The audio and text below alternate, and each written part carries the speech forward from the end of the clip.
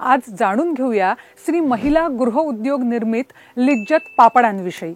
खायला खमंग आणि कुरकुरीत पापडांची कथाही ऐकायला खुसखुशीत अशीच आहे।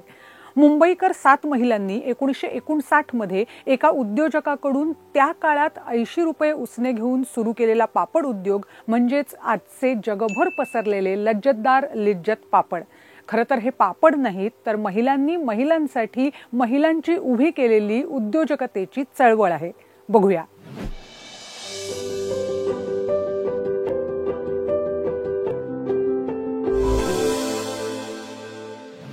स्थळ लोहाणा निवास गिरगाव आणि साल होतं 1959। इमारतीच्या गच्चीवर जसवंतीबेन पोपट, पार्वतीबेन थोडानी, उजमाबेन कुंदलिया, बानूबेन टन्ना, लागूबेन गोकानी, जयाबेन विठ्ठलानी आणि दिवालीबेन लुक्का या 7 महिला जमल्या होत्या। त्यांनी 7 दिवसांमध्ये घरची सगळी कामं आटपून मधल्या वेळेत बनवलेले पापड त्या पिशवीत भरत होत्या। त्यांनी पटापट वजन करून पापडांच्या 4 सारख्या मापाच्या पिशव्या बनवल्या आणि छगनलाल पारेख यांच्या सूचनेवरून भुलेश्वरच्या किराणा दुकानात विक्रीसाठी त्या घेऊन गेल्या। याच छगनलालना या महिला कौतुकाने छगन बाप्पा म्हणायच्या। गंमत म्हणजे भाजण्यासाठी तयार पापडांची त्यांची कल्पना पहिल्याच दुकानदारानं उचलून धरली। त्याने 4ही पाकिटं विकत घेतली आणि वर आणखी मागवली।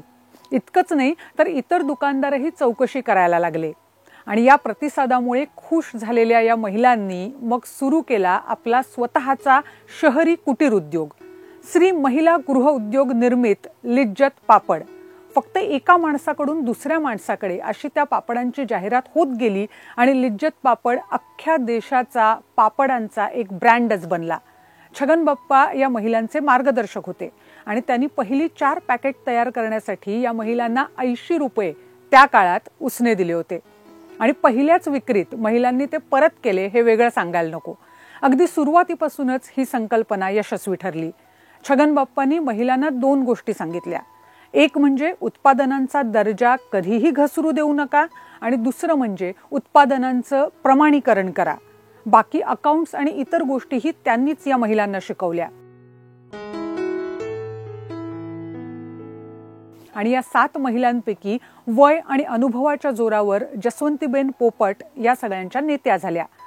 या महिला उद्योग करणार असल्या तरी तो महिला सक्षमीकरणासाठी करणार हे त्यांचं ठरलेलं होतं। किंबहुना महिला जे काम सगळ्यात चांगलं करू शकतात म्हणजे स्वयंपाक त्याचाच व्यवसाय करायचा आणि महिलांना त्यातून रोजगार मिळवून द्यायचा, हीच या गृह उद्योगाची संकल्पना होती। सुरुवातीलाच या 7 जणींनी पुढे होणाऱ्या विस्तारासाठी काही नियमांची शिस्त स्वतःला घालून घेतली। पैसे कमावणं हा या उद्योगाचा एकमेव हेतू नसेल तर महिला आणि त्यांच्या कुटुंबियांना संरक्षण आणि सक्षमीकरण त्यांचं करणं हे प्राधान्य असेल। या महिलांचा उद्योग जरी असला तरी यात सहभागी होणाऱ्या महिला कामगार नसतील तर त्या बेन म्हणजे गुजरातीत बहीण असतील। एकाही सभासदाला कामाचा दर्जा आणि कार्यक्षमता या निकषांवर काढून टाकण्यात येणार नाही। उत्पादनाचा दर्जा सर्वोच्च महत्त्वाचा असेल म्हणजे प्रत्येक पापडाचा दर्जा हा तपासला जाईल। मोडलेले पापड गरिबांना वाटण्यात येतील। आणि पापडांचं लिज्जत हे नाव 1962 मध्ये ठरलं। त्यासाठी या महिलांनी एक स्पर्धा घेतली होती आणि त्यातून लिज्जत हे नाव निवडलं गेलं। हळूहळू संस्थेची नोंदणी झाली आणि काम वाढत गेलं। छोट्या छोट्या अडचणीतून मार्ग काढत हा उद्योग वाढत होता। पहिल्याच वर्षी पावसामुळे 4 महिने हा उद्योग बंद ठेवावा लागला होता, पण त्यावर दुसऱ्या वर्षी तोडगा निघाला। त्या काळी बाजेचे पलंग असायचे, ते आणून आणि खाली स्टोव पेटवून पापड वाळवले जाऊ लागले आणि मग हा धंदा बारमाही झाला। ही एक सहकारी चळवळ म्हणूनच तिच्याकडे कायम पाहिलं गेलं। सुरुवातीला अगदी मुली सुद्धा इथं काम करू शकत होत्या, पण मग कामाचं वय 18 वर्ष असं निश्चित करण्यात आलं। भारतात गावागावांमध्ये लिज्जत पापडच्या शाखा निघाल्या।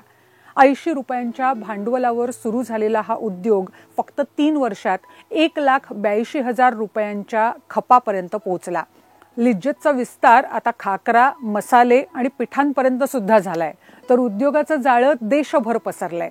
या घडीला 45,000 लिज्जत बेन इथं काम करतात आणि कंपनीची उलाढाल 1600 कोटी रुपयांपर्यंत पोहोचली आहे। 2001 साली संस्थेनं पापडांची निर्यात सुरू केली तेव्हा $25 लाख माल बाहेर पाठवण्यात आला।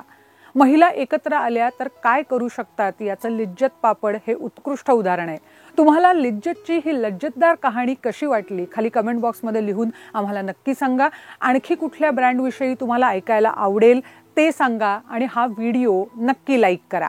अशाच माहितीपूर्ण व्हिडिओसाठी हिंदुस्तान पोस्टचं यूट्यूब चॅनल आणि फेसबुक पेज सबस्क्राईब करायला विसरू नका.